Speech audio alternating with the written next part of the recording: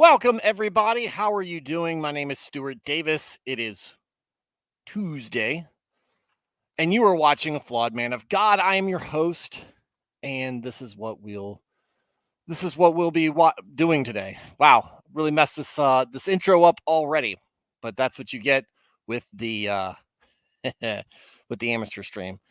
Look, I'm your host, Stuart Davis, Flawed Man of God, a humble parishioner at a small church just outside of Richmond, Virginia. I'm not a pastor, I'm not a biblical scholar, and I haven't been to seminary. I'm not trying to get you to join my church or donate to any special cause. Just here to talk about God, talk about Jesus, talk about the Holy Spirit, talk about the Bible, talk about Christianity, talk about a wide variety of different topics, issues, and current events, and give you my perspective on them, one that I think is reflective of your average Christian guy. I've been a Christian all my life. 41 years non-denominational Protestant. I don't subscribe to any particular doctrine or denomination. I'm just in the word daily, trying to do it my best each and every day. Try to walk that, try to make that walk as close to Christ as possible. Sometimes I'll get it right, often I'll get it wrong, but no matter what, if you are watching this stream, if you are hearing my voice come through, you can count on it being my honest opinion on whatever it is we're talking about. So, if you are somebody who is interested in becoming a Christian, maybe you're wandering, you feel lost, you feel like you're missing something. You are. It's Jesus. But you're looking at Christianity as, you know, this feels like what I need, but I don't really know much about it. And you can watch the Instagram reels and the TikTok shorts or whatever they call them, or the YouTube shorts, and all you'll get is these overproduced, scripted, and not really genuine feeling, um, you know, tidbits, video clips, and that might not be what you want. That might not be what you're looking for to sell you on what sets Christianity aside. And maybe you're worried about going to church and listening to the pastor because you think, well, he's a professional, right? That's his job, is to do this. And of course he wants more people because that's just the consumer base. It's the customers, right? And while that's not exactly how that works, I can understand from an outside perspective, maybe that's how you feel. But because of that, maybe instead of hearing it from the pastor, you want to hear it from somebody who would be sitting in the pew next to you, somebody who's been in the faith for a while, who can give you the um, give you the experience testimonial, right? When I can say, look, cradle to grave, probably cradle to grave, been in the church, and this is what it's done for me. This is why it's important to me, and this is why I think that this is where you need to be. And if that's what you're looking for, then pull up a chair, get comfortable, subscribe to the channel if you like it, like the episode if you think the episode is good, and hit the notification bell if you want to be alerted to whenever we go live, which is generally Monday through Thursday. Not right now, no Mondays right now during softball season, but Monday through Thursday, 8:35 Eastern time, 8:35 in the evening Eastern time. That's PM. And what you'll normally find us doing is discussing the Bible. We're going through the Bible in order from Genesis to Revelation, and going through it a couple chapters about a couple chapters a night, and reading through it and kind of giving, this is how this is hitting me. This is what I'm getting out of this, and going from there. So there you have that. If you are already a Christian and you just are looking for a place for Christian topics and discussions to take place and to be part of, welcome as well. Glad to have you here. Same thing applies. Pull up if this is what you're looking for, a layperson approach where it's community driven, and we're just trying to we're just trying to gather as fellows, discuss um, discuss the faith, what it means to us, and maybe um, maybe maybe digress a little bit, maybe talk about some off-topic stuff, talk about what's bothering us or whatever. Yeah, do the same thing. Like, subscribe, hit the notification bell. And we'd love to have you here. But no matter where you are in your walk, no matter where you are in your faith, whether you're just trying to find it or if you've had it for longer than me, you're more mature in your faith than I am, you know more than me, or you're somewhere in between, get in that chat. Join the crew. Join the crew. It's free. It's free. And there's not even a vetting process for it. Just hop in. All you need to do is be able to be in the chat. We got a great group of folks who tune in and night out. And we love all the things that they contribute to the show. They make it better. They make it better. And I'd love for you to do that as well. And it's easy to do. Give us your opinion, right? Talk about what you think. What do you agree with or disagree with? What am I doing right or wrong? What is it that we're discussing that you might have a unique insight or experience with that you can contribute? Or maybe you just want to bag on the host. Be okay. It doesn't matter. But get in the chat. Be part of it. Love to have you here. So, without further ado, let's get into it. Thad, the man, catching my mistake earlier, 75 minutes. No, I accidentally put 9:35 instead of 8:35. Fixed that. And then it was already 8:35, so Facebook wouldn't let me launch in StreamYard, so I had to back it up 5 minutes, and I split the difference, so it was 9:38. 'Tis how it works. It ain't as easy as pushing a button, even as boomer proof as I've made it for me. It's not that easy. It's not that easy. Dresden, what's going on? Dresden's emoting in a concerning fashion. Very concerning fashion. Eyes, nose, mouth. I don't know what's going on here. Dresden's got a demon. So pray for Dresden. Also, even worse than having a demon, he lives in the UK. So pray extra hard for Dresden. We love him. He's here every night. Matt Felty, what's going on, sir? Blaine's escape corner. My friend Blaine, what is going on, sir? It is lots of chatting due to the Dresden, the tide of Dresden emoting. The last face was a mistake. Oh man, you're just gonna softball that one in there. It's gonna make it that easy, Dresden, eh? I won my hockey match. I took home the championship.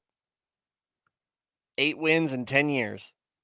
Or no, 6 championships in 8 years. Claim it as the Elephant Man. Sounds like a Brit Bong joke.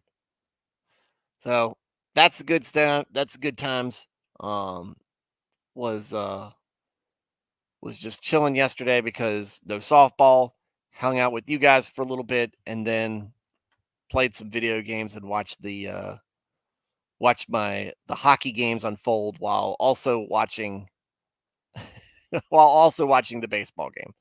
That's how you do things ADHD style. You play video games, you watch a sports game, and then you also watch what else is going on. Constantly doing this, that, and the other. But it's fun. It's relaxing. It's relaxing to me. Mouth was supposed to be under the nose. Still creepy, Dresden. Still creepy. All right. Well, that's still the small talk I really got for tonight. We got a lot of it out of the way yesterday. Poor Alex, he's not here, or at least he hasn't said he's here. So he's not going to be able to enjoy the fact that it's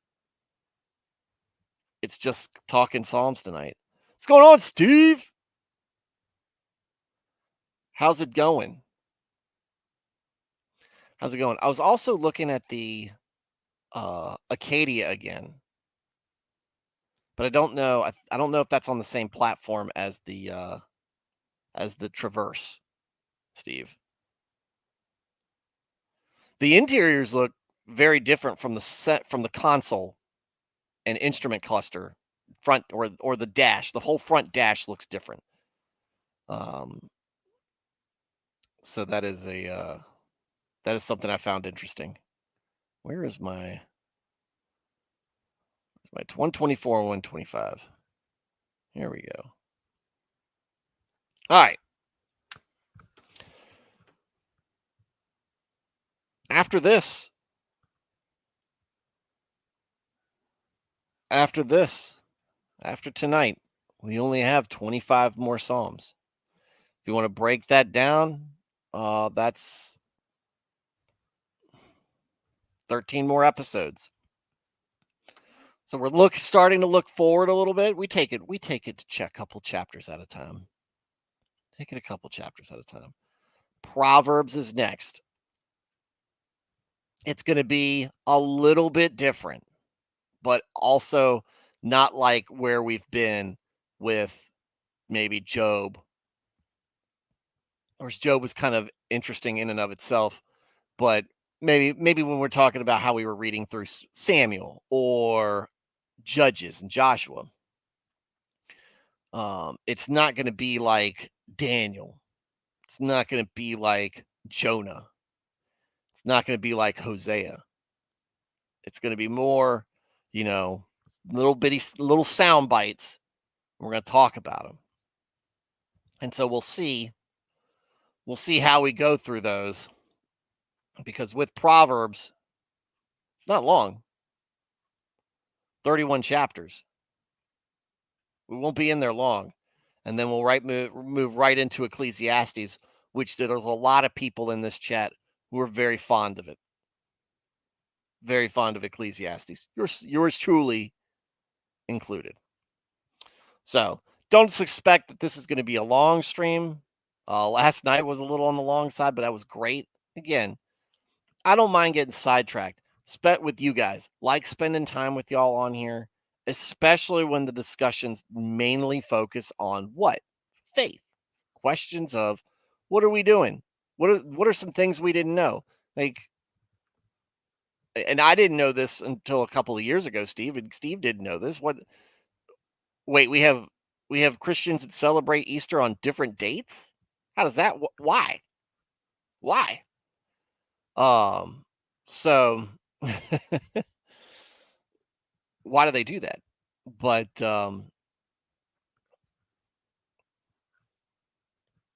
they do.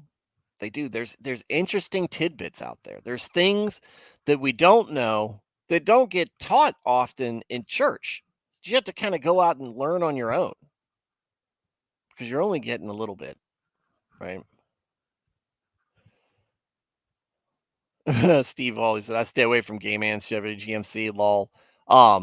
Look, say what you will about GMC, but until Chevy's recent overhaul of their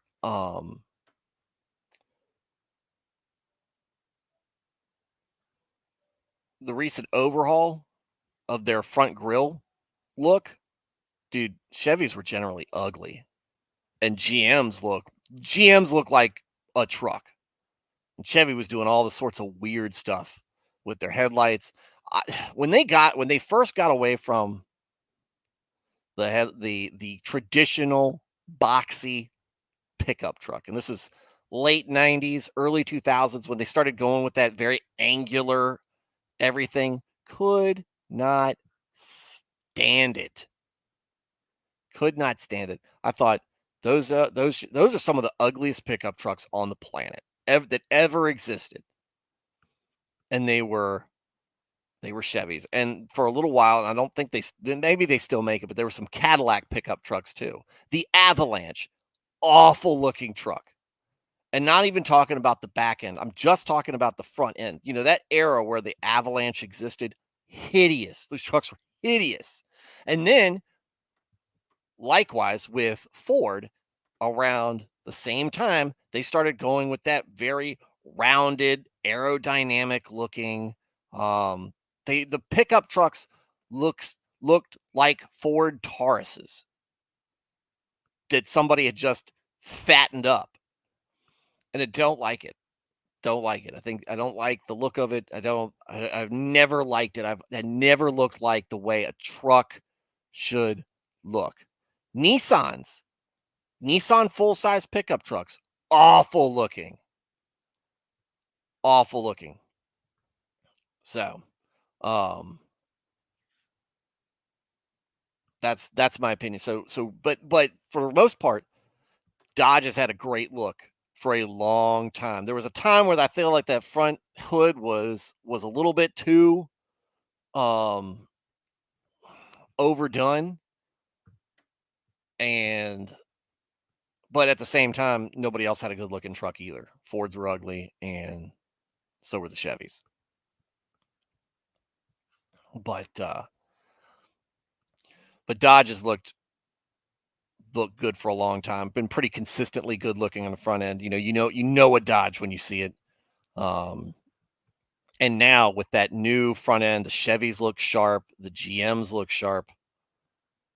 Nissans just don't look good.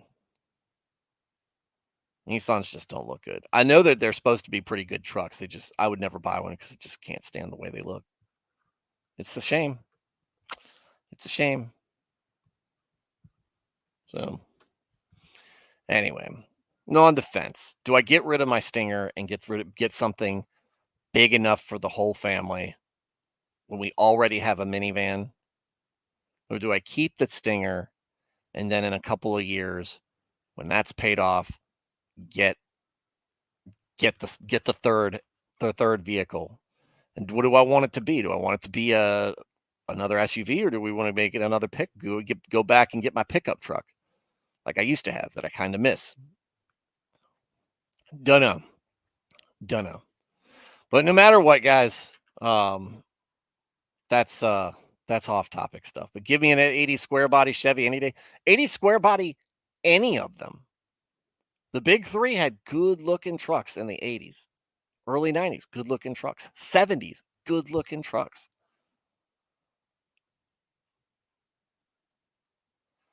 So Telluride's a good family vehicle. However, I have access to all the national safety recalls that come out. Right now, the number one vehicle I see safety recalls on, is a Telluride. And which is weird because you don't see them on the Palisade. They should be built on the same platform. But there's all sorts of recalls going on with Kia, especially on the SUV side. A couple of years ago, the engines were failing on them, and it was good that Kia was, or Hyundai, which owns Kia, um, that they were standing behind it. And I mean, I guess they had to, you know, but they were standing behind it with warranty. But if you walked into a Kia dealership, into the service center, you saw crates of engines. And do I look? I don't make Nick Ricada money. Land Cruiser's expensive. Land Cruiser's expensive. The other number one vehicle I see, it's another SUV, Jeep Cherokee. Jeep Cherokee, Jeep Grand Cherokee. That there's all sorts of recalls on that. The Bronco, lots of recalls on it. Built on the same platform. Haven't believed that line since the Pinto. Oh yeah, it absolutely has it. Yeah, still see engines at Kia. Yeah, it's been a big problem. Cheaper than a Forerunner? Which one? Forerunners are affordable.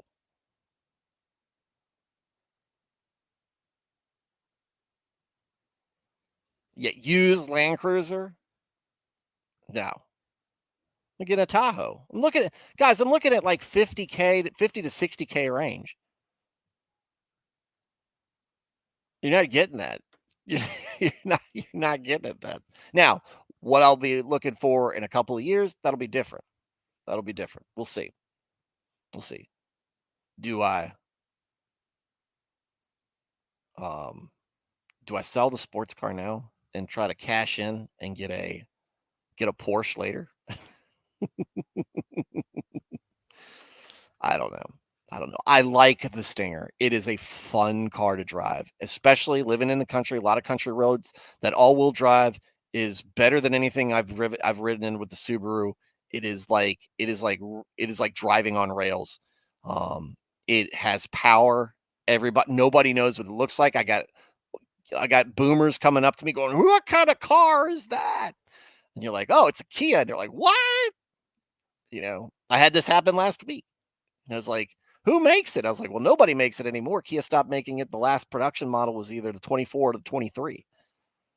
And yeah, one, not at the dealership, not recently, and two, not with the options I want. So,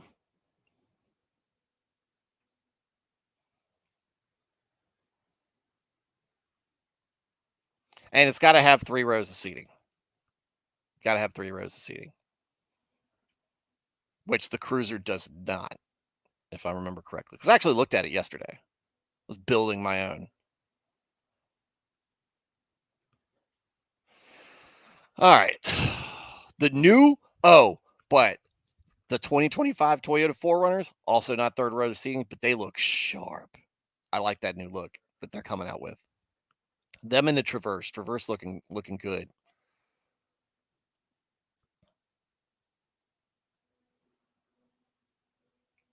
Last year, yeah, used. I'm not buying used.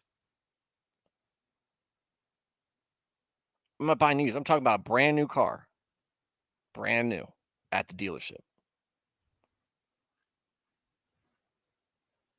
Here we go.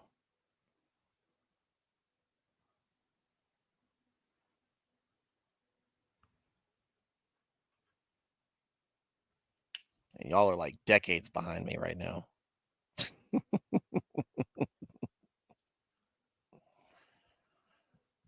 going on, Emmanuel? That's what I need to get. Emmanuel, what should I get? Should I get a Traverse or should I get a KW T68? Oh, what I would get T880. Oh, I love that car. I love that truck. That truck's a monster. When I worked for Kenworth, we actually had a couple times where a man bought the bare chassis and cabin chassis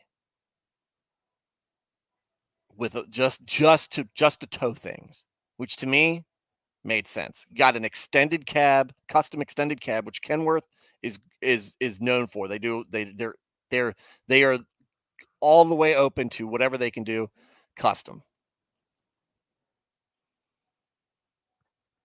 Electric cars, the electric car is like 2000 and late. Hydrogen, man, hydrogen's gonna be like so. I got nothing in 3 row within the range. 460s are money. Like I said, Traverse, Acadia. I'm sure the Ford loves their trucks too much um but again, and it's kind of like, is that what I'm going to pay the dealership too? What is MSRP to them? I don't know. And do I want to get rid of what I've got, which is a fast, comfortable, fun 4-door sedan that the kids love, but gets really tight when you put that baby seat in there. Real tight. So, anyway. All right. All right. That's how you burn. Kenworth, or what was the other one? The Kenworth are always nice looking, but parts can be costly. Parts can be costly for all of them. Parts of it. They're running hydrogens fine right now. This is what I've been told. The only reason that hydrogen hasn't already just replaced electric entirely is infrastructure, a lack of infrastructure. Manufacturers have powertrains available. They will not the there is a powerful electric vehicle lobby that wants EVs to stay EV. I don't know if it's because there's lithium kickbacks or just, whatever for the batteries. Don't know what's going on. It's very powerful and it's kind of in the way. And they've already done a lot of investing in infrastructure, which is something that Elon Musk was smart about. They don't have that for hydrogen. They don't have that for hydrogen. And plus, Blaine, I can't get anywhere that I need to go with an electric vehicle. So no, electric vehicle is the future. It ain't the present. The Challenger, not a Challenger, but the Challenger.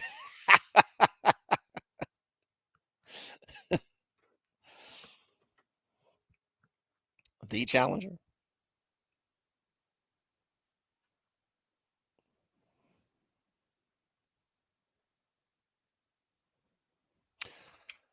Racing's different though.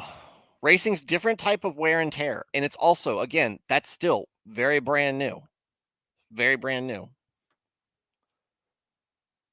But when you look at when you look at the potential for hydrogen, it is it is, and I'm telling, and quote me on this, and maybe 10 years ago or 10 years from now, you'll be calling me a quack and an idiot. 10 years from now, EVs are still going to be niche. Still going to be niche. Please, I live around solar farms. Doesn't matter. You can't charge them fast enough, and they don't get you as far as you need to go.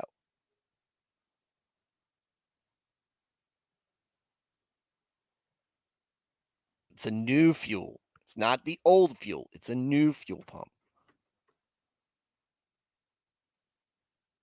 Oh, it's not FMCSA. It's not.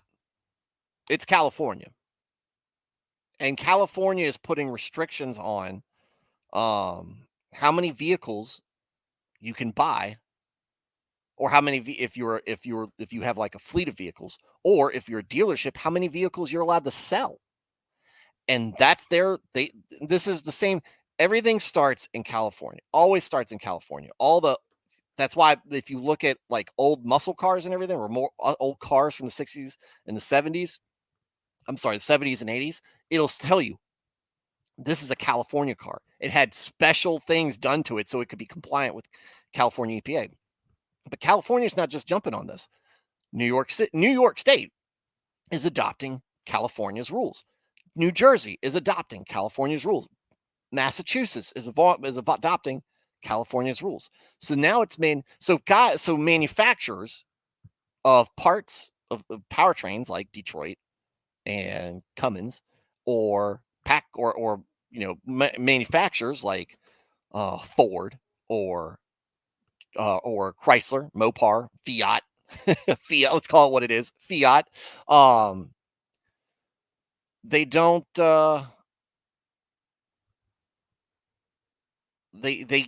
They have to look at, what am I going to be able to sell? What am I going to be able to make a profit on? And the government's getting in the way.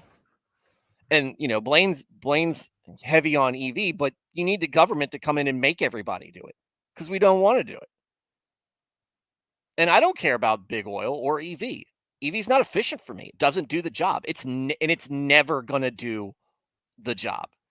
It will work for commuters, and it's perfect. That's its niche, and it's a big niche. It's not just that's where EV works great. Short distances, daily back and forth, very efficient, very easy to maintain, all of that. But I can't even drive to Philadelphia from here. I can do it on one tank of gas. And it also takes me 5 minutes to fill up and get back on the road when I do need to pull over.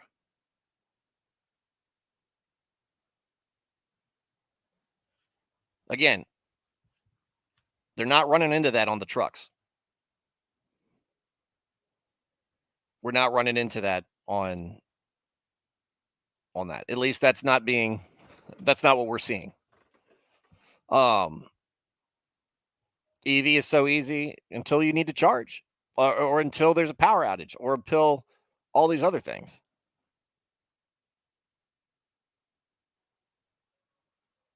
It's so dependent on so many things.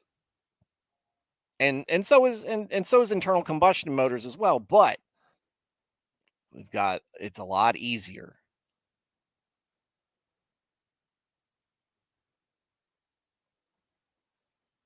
Start every day with a full tank and can charge in 20 minutes.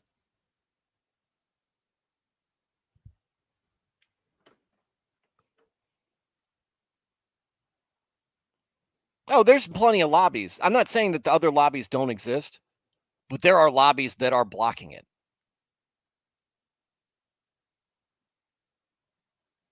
There are lobbies that are in the way of the block. There's all sorts of interest in this. EV is popular, it's trendy, it's cool, it's for it. That's why, look, remember, Blaine's in Washington. So all the hipster stuff is going to be cool to them. All the hipster stuff. Um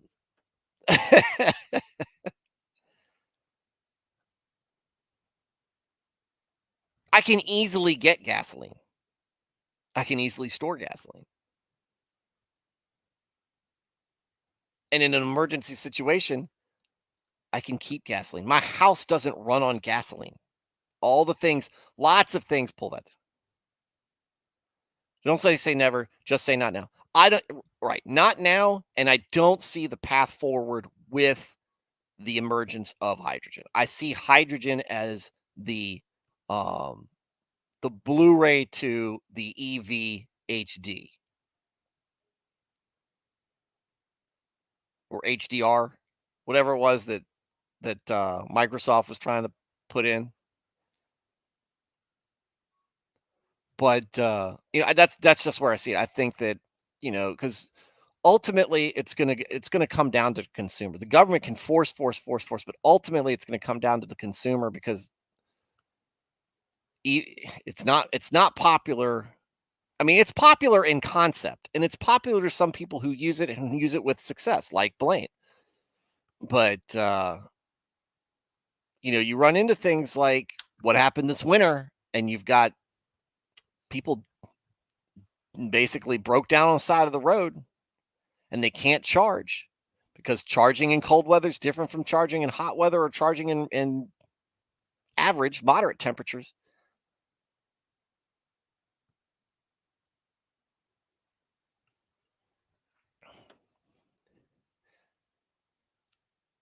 And again, EV is good. And Emmanuel said this, and I didn't mean to skip over. EV is wonderful for urban environments, yes, but try to make it from Cali to Arizona. Godspeed, because you ain't having that for an 18. Yeah, 18 wheelers. It's dumb. 18 for vocational trucks. It is dumb. Batteries weigh a ton, and it's not bad when it's just a battery. It's enough battery bank to power a car or even a pickup truck. But when you're hauling something with a gross vehicle weight of 33,000 pounds or more, in Emmanuel's case, 80,000 pounds, the battery bank required for the power that it needs means that you can't carry anywhere near the amount of product. And forget um forget transporting hazardous materials. What happens if there's an electrical fire? You know what there's an um what the fire department procedure is for electric car or electrical fire? Let it burn. Okay. Now we've got a truck carrying chlorine gas. Now we got a truck carrying gasoline or any other type of fuel out there. Now we got a truck carrying insert thing here.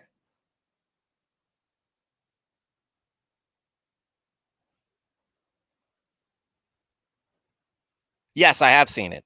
And it's got a ton of problems with it too. There's a reason why so many that nobody's adopted. Well, I won't say nobody because I'm not. That's like saying never. People are adopting it. It's not practical. But I do like the hybrid idea, and I think that if that you can tune that to make that better.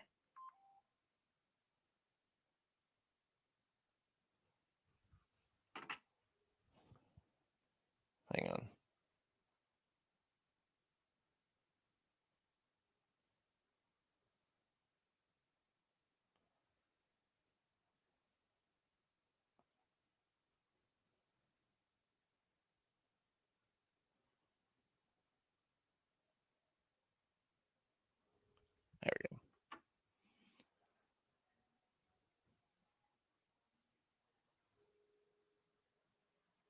Yeah, they don't work.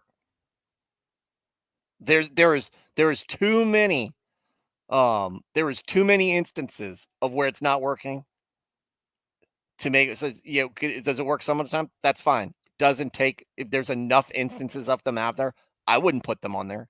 I don't even think it should be legal to that extent to be on a be using a public road with something that you can't put out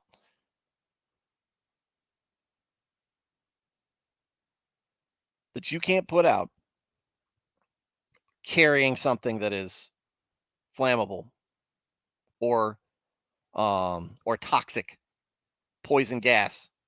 And guys, that stuff's going up and down the roads every day, going down the railroad tracks every day. We learn that. You learn that with what happened in East Palestine, Ohio. There's a lot of dangerous stuff that goes down on the road, goes up and down the roads and across the country via rail and via truck. Now we don't via rail is not as big of a deal because we're not talking about it in that aspect. So the Edison guy had a way more interesting build than the Kenworth they show at the Formula E and other events right here. Yeah, they show at Formula E. They don't show at they don't show at vocational places. Formula E, yeah, the only thing that Formula E is concerned about is one, it's cool because it's electric and Formula E is electric, and also they're hauling cars around. You're not talking to major haulers, and because major haulers don't want it. That's not a place where where electrical or electric vehicles is going to be efficient or effective or even safe. It's just not. Now, again, never say never. Somebody could come up with a, a procedure, but they're not working on that because they aren't. They're working on making sure everybody buys one. They just want to make sure everybody has to buy one. And the reason you say that, the reason I say that is because that's what you see the regulations come. The the the industry isn't there yet to require percentages. Plus, you can also say it's not the government's business what we're allowed to and not allowed to sell. But the industry's not there yet with EVs on that level. And you can also argue about the same nation or the same state that has rolling blackouts wants to put more strain on the power grid. I'm not scared about it. I just I just know what is safe and what isn't safe. I know what works and what doesn't work, and it doesn't work in that aspect right now. I haven't seen it. I'm open to have my mind change. But again, you see Edison show up, and I guess they're at Formula E, and you see him show up in some of these magazines. You don't see him show up where the guys are doing the work.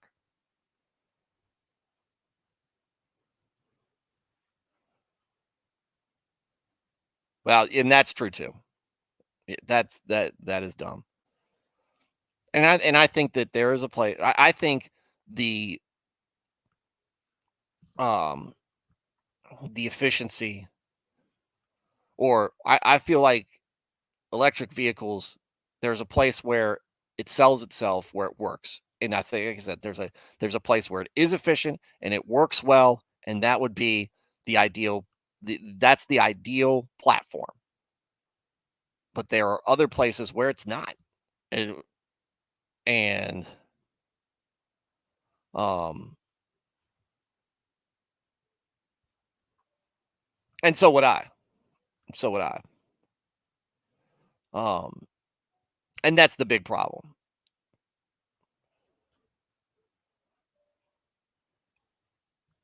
Kenworth goes to events around here with theirs, not as big of a fan.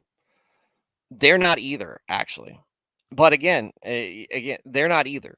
But again, this is all stuff that that some of these guys have only been working on for the past decade or so. Not even that.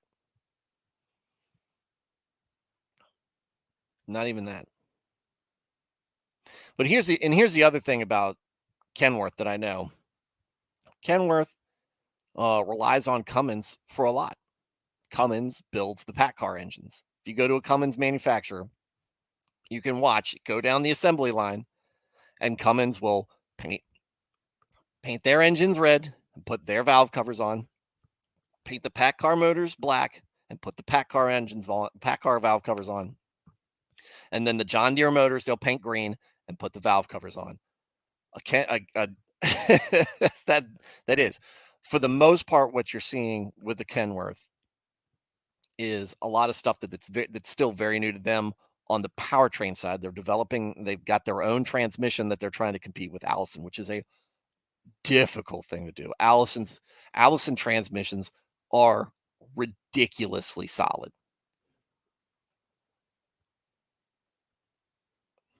It's wild because it's 100-year-old tech, but it's been tech that nobody's been interested in for a long time. And 100 years ago, there wasn't as much draw.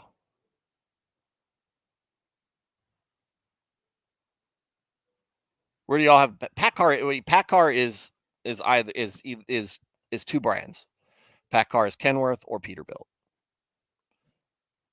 What do y'all have a PACCAR in? Or are you talking about a PACCAR engine?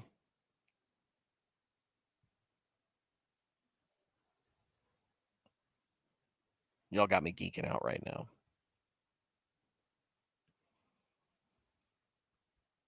A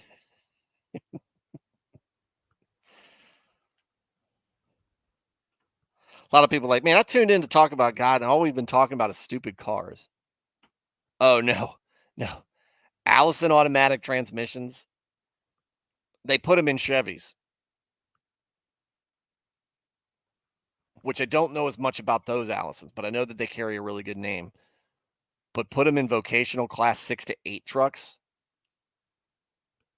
Bullet, probably the most dependable powertrain you can imagine.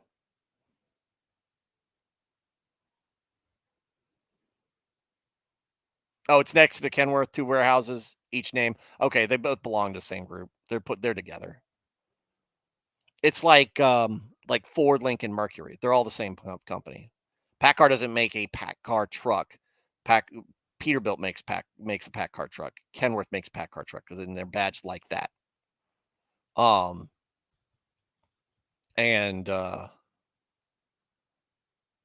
PACCAR owns them, and PACCAR provides some of the powertrains. And like I said, they're trying to get into automatic transmission because, like I said, vocationally right now, Allison has got them. It's almost a flat out monopoly. You have to. You're lucky if you. I mean, I guess you're lucky if you work if you're near one, because they aren't always the easiest places to get. They're not. You don't have an Allison transmission place. They're very protective of their who's allowed to work on their transmissions.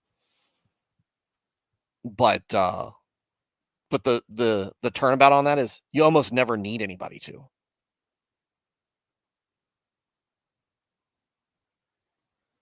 They rarely fail with hundreds of thousands of miles on them. And that is impressive. Emmanuel can tell you, as a truck driver, hundreds of thousands of miles is a handful of transmissions.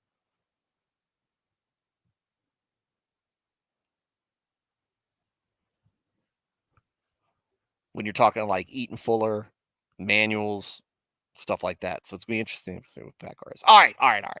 Yes, it is important to the world how the world moves. Logistics is a big deal. We should have learned our lesson about that with all the supply chain issues we had around COVID, and that ship getting wedged in the was it the Suez Canal? But we don't.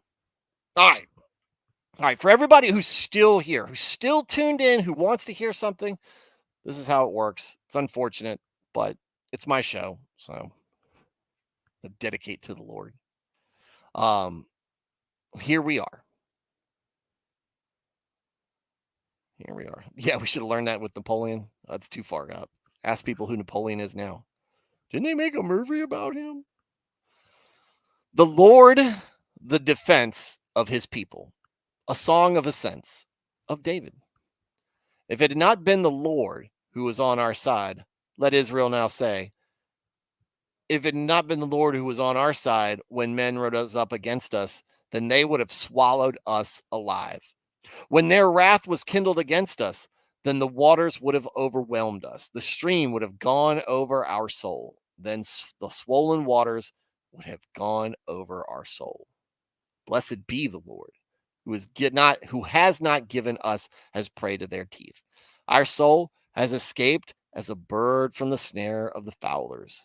The snare is broken, and we have escaped. Our help is in the name of the Lord, who made heaven and earth. Real quick one, real to the point. Um this is really, just kind of the hammering of we talked about it last night, the remember what the Lord has done, remember what he has done for us, honor it, celebrate it, cherish it, keep it sacred to you. Should be sacred to you.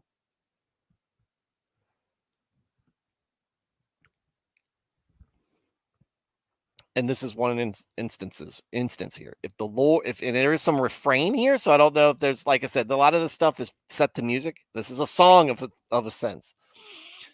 So we see a little bit of it almost looks like one guy says something, and then maybe the people, like a priest says one thing, and the people repeat the back like a liturgy. Um, But if it had not been the Lord who was on our side, let Israel now say, if it had not been the Lord who was on our side when men rose up against us, then they would have swallowed us alive. Yes, starting with the Egyptians.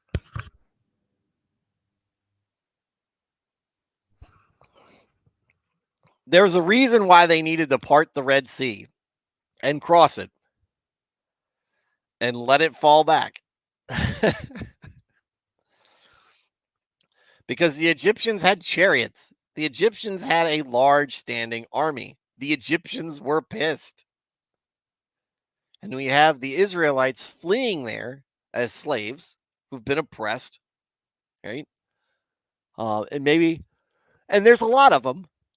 There's well over 1 million Israelites leaving Egypt. But I mean, when you've got, thousands of troops, tens of thousands of troops, doesn't take long to eat that up with, trampling it with a horse or stabbing with a spear or a sword, piercing with an arrow. You get those numbers down pretty quick. You can make a massacre pretty easily.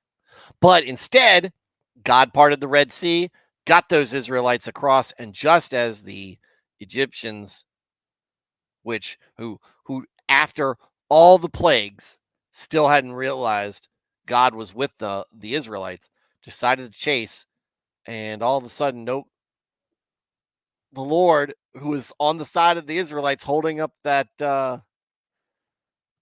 wall of water on each side, goes, "Who are you?" Now you drowned. Now you drowned and crushed and sitting at the bottom of the Red Sea. But it goes on along with that. Who brought the walls down of Jericho? Hmm? Who delivered who delivered the Philistines into the hands of the Israelites time after time? God. God, God, God, God, God. And what happens when God pulls his hand back? Well, we see it. Israel falls. Judah falls.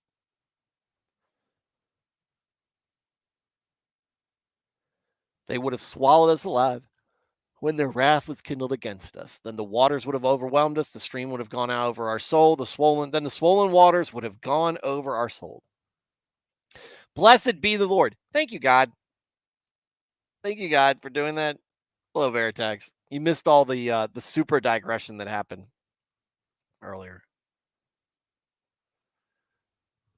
Blessed be the Lord, who has not given us as prey to their teeth. Spoiler alert, he does. Our soul has escaped as a bird from the snare of the fowlers. The snare is broken and we have escaped. Our help is in the name of the Lord who is in heaven and earth. Good to recognize who you're thankful to and be correct about it as well. Like very, very straightforward, cut and dry. Remember it. But it's a good one, right? Remember who protected you. Remember who is protecting you. Remember why. Because that's the next question. Who's protecting me? God. Why is he doing that? Well, let me tell you why. In the beginning, there was the Lord.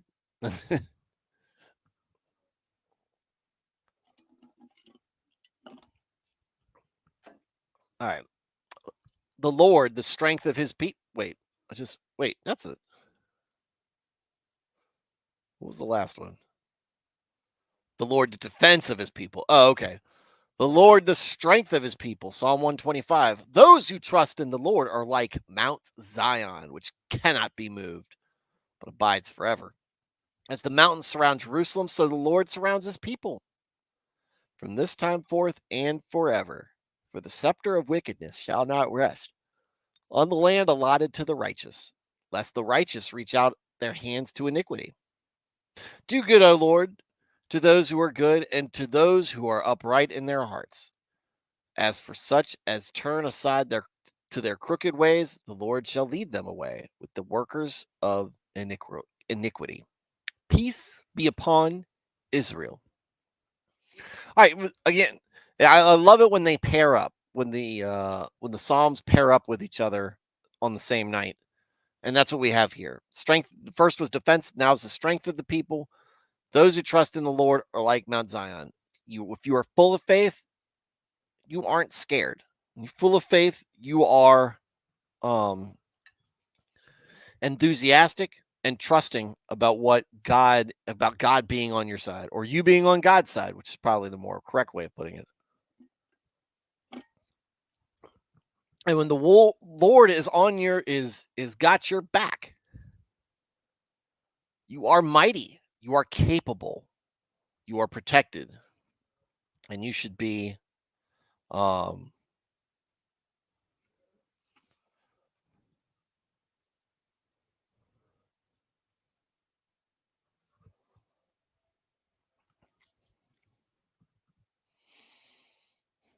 free of worry, free of fear, free of even pause, unless it's pause to go, hey, wait, make sure I'm doing the wise thing here. You don't want to do this King Saul thing. Let me do the King David thing. Let me do the King Hezekiah thing.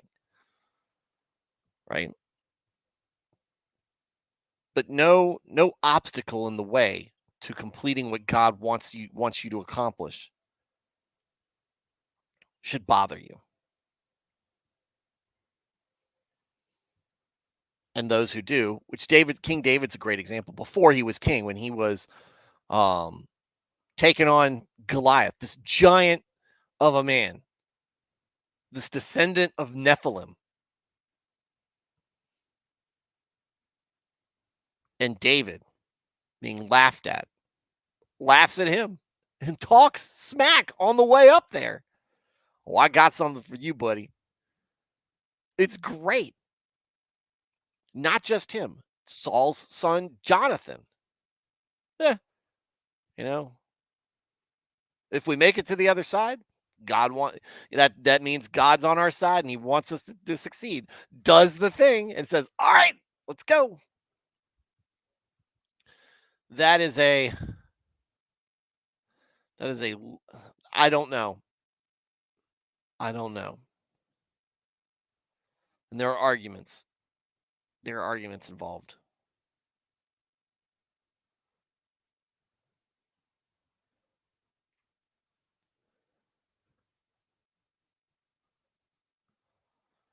There are arguments involved. But I say it kind of to lend weight onto how big Goliath is and how intimidating They've got some. Yes, they did measure him. Um, we covered that at some point. We covered that at some point. How big Goliath was. He was a monster.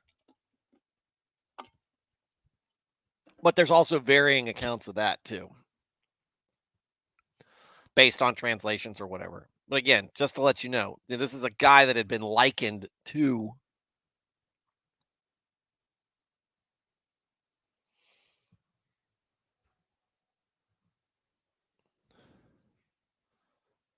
something, something maybe like that. I don't know.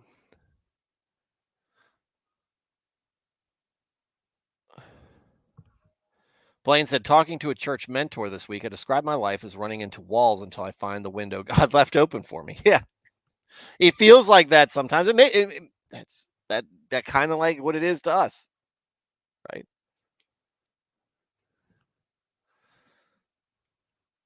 Start singing some year 2000, 2001 a Hoobastank, crawling in the dark.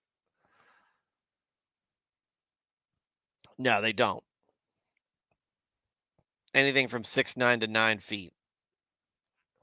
I'm more inclined to believe it was the 9 feet. They found big people bones.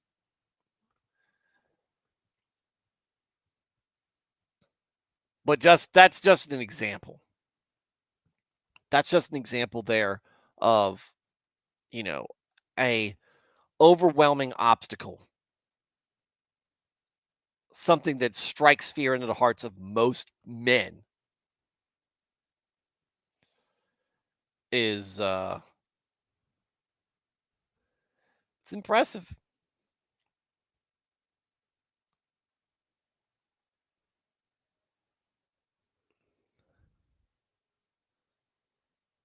It's impressive. And to just do it with a smile on your face and just know that the God's got your back, that's more impressive. Cannot be moved, but abides forever. As the mountains surround Jerusalem, the Lord surrounds his people from this time forth and forever. And we see him bring up judges like that sometimes. For the scepter of wickedness shall not rest on the land, or for the scepter of wickedness shall not rest on the land allotted to the righteous,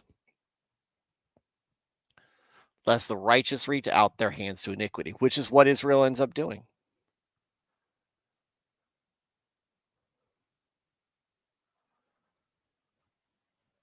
No, no. I do, like I said, you get a little bit different feel for the short psalms versus the long, medium psalms, and then the long psalms, um, just in what they are, right? Is it faster? Yes, which is why I can digress for 45 minutes before getting into something. Be off topic for that much.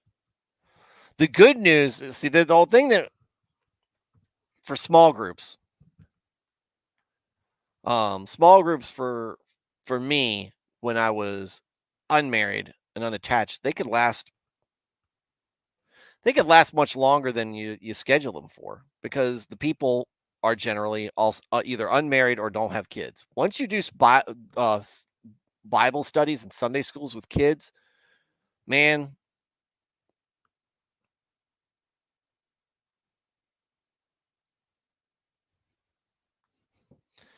it makes things here. It's a lot easier because you can listen. So I can listen, or I can start this show after I've put my brats down, and you can listen, and maybe your brats are still up and they're running around, but they're not distracting the rest of us, or maybe they're not even distracting you.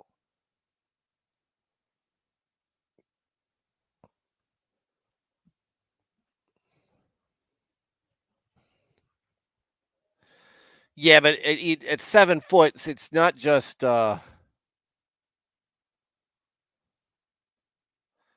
It's one thing to be 7 feet.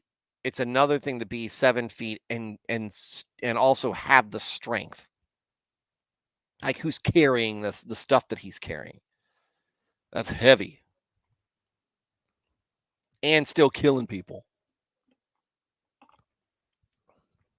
Musashi Musashi wasn't wearing arm. Well, I don't think was he wearing much of any armor at all? Or was it a little bit of leather? Was it just some, you know, maybe some bracers or something like that? This man's wearing full on armor. So, again, we just know from the account. But this Bible study can learn. Yeah. This is what I was getting at. So Blaine said our small group has 3 couples, no kids, and 3 with kids. They play in the other room. Small group lasts 1 hour. 1 hour is what you get. 1 hour. And you still sometimes wonder what exploded in the other room. So you have to. So this is what I say when I had an awesome small group. I missed that small group so much. And we weren't all that small. We had, I think there were 12 families in the small group. Um and almost, if not all of us, had kids, multiple kids mostly. And so when we met at church, somebody had to um, show up and watch the kids, and they would have them do. But look, you're running on their time. It's volunteer work, and the kids aren't going to last very long before one they need to go to bed, or they get bored, or want something else. Um, you're limited. You're limited. So all the small talk and the banner and everything, all the hey, how's it going, hanging out, you gotta bring it to a close quick because you got to make sure you stay on topic. Because what are you getting there? What are we gathering here to do? Discuss the word. This is as long as we're talking here. What did we make sure we did? We covered 2 psalms, which was our plan from the get go. Cover 2 psalms.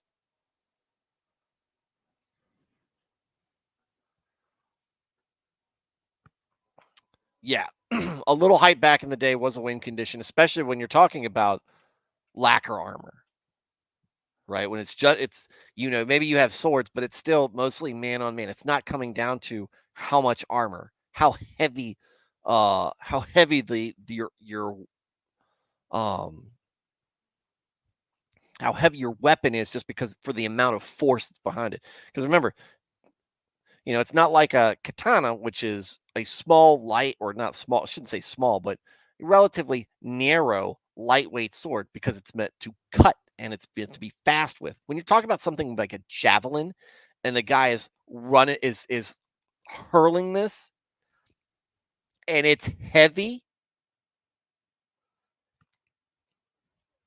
Zabimaro. It was a Zampacto. um, but you're throwing a javelin.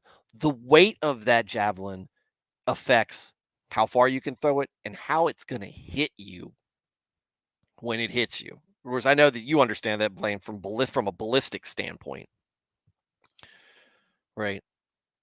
But even not just when you throw it, when you're thrusting, how much extra weight is behind that thrust when it's wielded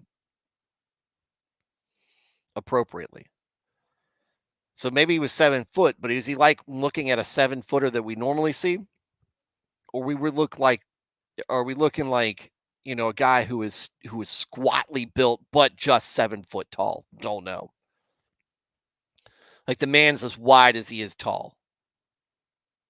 We don't know. We know that he was one scary dude. Probably. Probably has more torque than a Nissan Rogue. All right. That concludes our evening. I'm sure that this EV discussion may carry on into Blaine's stream, since that's probably where you'll find me. Because I'm pretty sure he's streaming tonight. Maybe. Can never tell these days. I got a like on Facebook. Woohoo! Love it. Love it. The thing I like about Facebook is it goes to people and my friends, and it's always like, "Hey, somebody watched my show that knows me." Not just you, Steve. Not just you.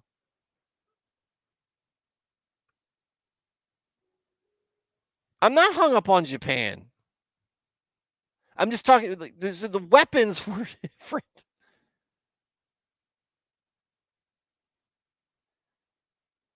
Yes, no, I'm not saying that because people were small in general back then.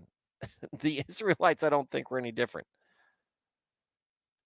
even if it was just 7 foot. Anything over 7 foot. I was saying, what are we looking at though? We know that he's 7 foot, but he- how big is he at 7 feet? That's what I'm saying. I'm not. It doesn't have anything to do with nationality. I'm talking about general build.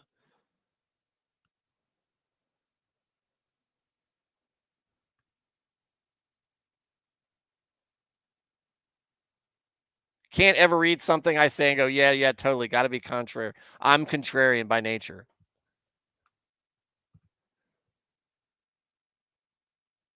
Why am I hung up on Japan?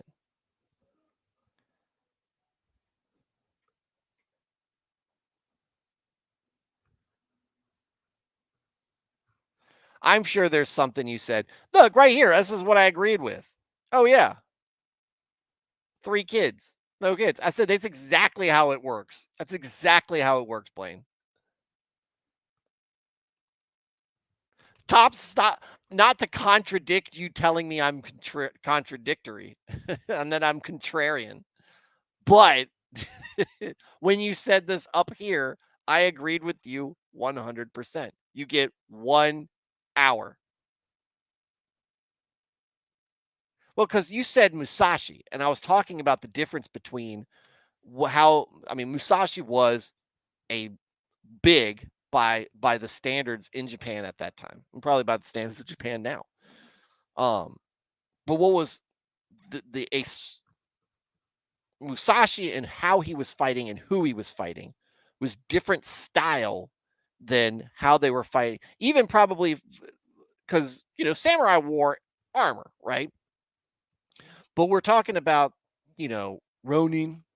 He's at the most he's wearing lacquer armor, maybe not even that. It's basically just the man and just the sword. But now we're talking. But what I'm talking about is taking it out of effect, and saying, yeah, we got a 7 foot guy, but he's not just a 7 footer. He's a 7 footer wearing all this armor, decked out in all this armor, and and heavy weaponry.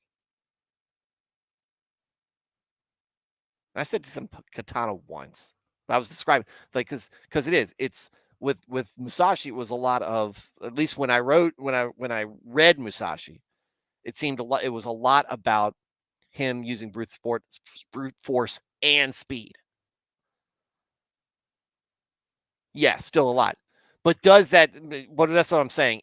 The just him being 7 foot, there's more to him to be where he's at as as a guy that everybody cowered in front of.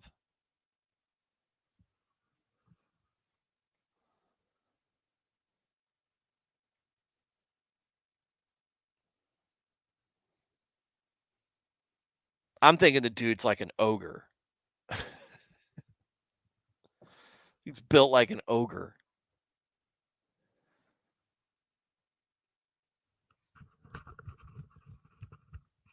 He came out. He came out to the Israelites and said, "Hey, you guys,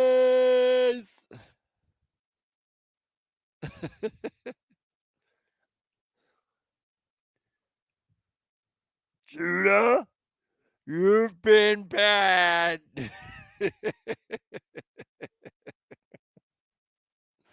All right, that's enough for the night. Um, I'm gonna wrap things up here and and get off stream. and we'll rejoin here tomorrow night, right? So to Blaine, to Veritax, to Thad, to Emmanuel, to Steve, to Serranos, who thinks cars should be banned. Reddit got it right. That's a bannable offense right there. Saying that on this stream, Serranos, ban worthy. Reddit's never right.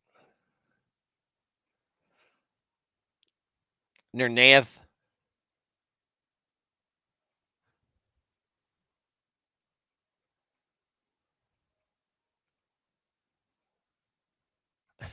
I didn't quote Nernaeth at all. Nernaeth, praying for your dad still. Give us an update when you can. Oh, there's never on. You got the. How did I miss all of your chats? They do it because they are wrong. Oh, I appreciate the prayers for my father. He's discharged and doing well. Good. Glad to hear about your dad. Talked about him last night. I think that was Dresden and all your emoting. All you guys. Great discussions tonight, even off topics. It's Reddit, Emmanuel. What do you expect it to be?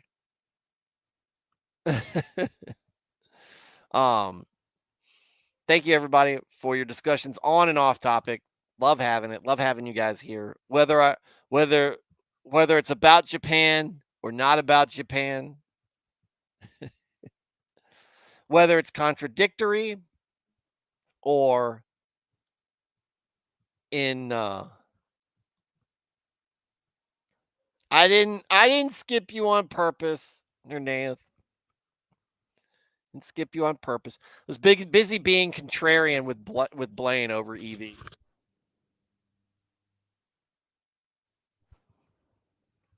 It's fun. It's fun. All right, guys. But thank you. Thank you for all the input you guys have. Thank you for your questions. Thank you for your concerns. Thank you for your thoughts and opinions. Whether you agree with me or not, doesn't matter. Especially when we talk about that here.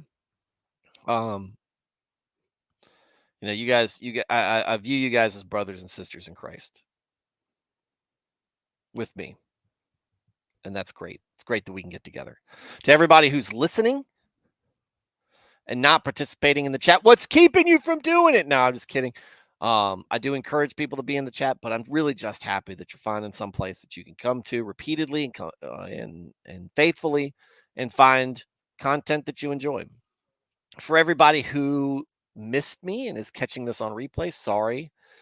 I missed you.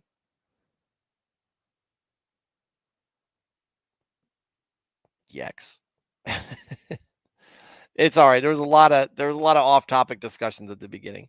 But the people who are catching this on replay, sorry, I missed you. And I hope to catch you live sometime soon. Everybody, have a good night. And God bless.